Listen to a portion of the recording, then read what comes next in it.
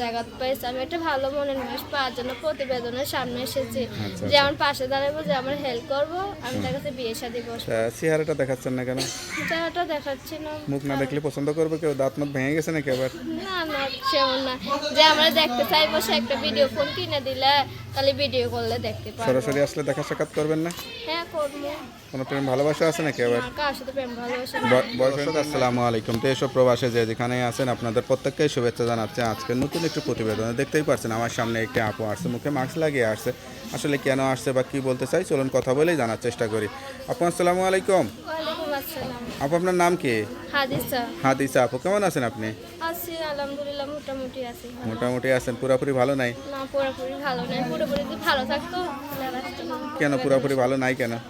ভালো মনের মানুষ পাওয়ার জন্য প্রতিবেদনের সামনে এসেছি যে আমার পাশে দাঁড়াবো, যে আমরা হেল্প করবো, আমি তাকে বিয়ে শাদী বসবো। এখনই মনের মানুষ খুঁজছেন? বয়স হয়েছে বিয়ের? হ্যাঁ জি, বিয়ের বয়স তো হয়েছে। বয়স কত চলে? বয়স 17 বছর। 17 চলে। লেখাপড়া করছিলেন? না, লেখাপড়া টাকার জন্য লেখাপড়া করতে পারি নাই। আরে কেমন আমার লাগে এই যে বাবার- লেখাপড়া বন্ধ হয়ে গেছে, কেমন লাগে নিজের কাছে? খারাপ লাগে। খারাপ লাগে তাই না? জি। তো এখন পরিবারে বাবা আছে? হ্যাঁ পরিবারে আমার বাবা আছে, আমার বাবাটার ব্রেন স্ট্রোক করেছে।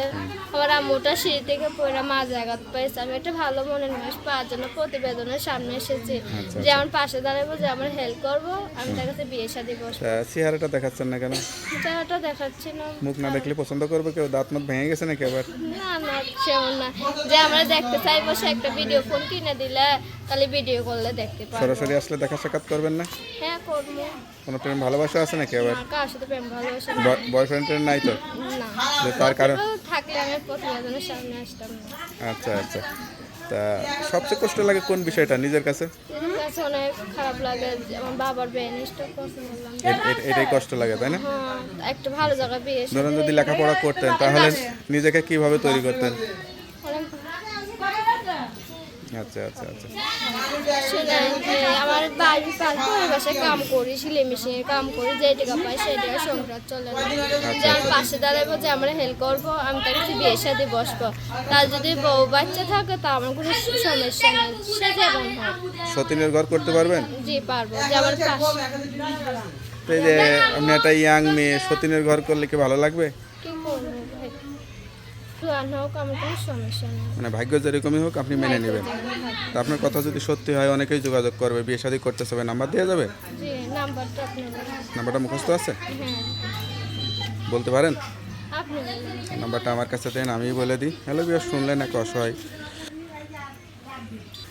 কেউ যদি অসহায় আপুটির সঙ্গে যোগাযোগ করতে চান বা বিয়ে শাদী করতে চান এই নাম্বারে যোগাযোগ করবেন। আপুর নাম্বার হচ্ছে 0133108229। নাম্বারটা খোলা থাকে তো?